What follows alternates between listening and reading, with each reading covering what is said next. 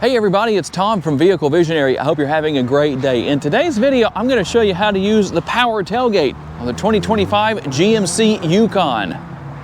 Okay, here's what you're going to do. Have the remote in your possession, and you're going to walk up to the rear, and you're going to hear all these beeps. You hear all of that? Notice I'm not doing anything. I just stood there, and now it opens.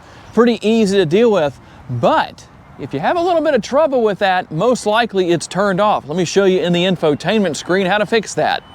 All right, the very first thing you need to make sure is that everything is set to on, which is this control right here, or set to max, because it can be set to off. You can set it to 3/4, or you can set it to max.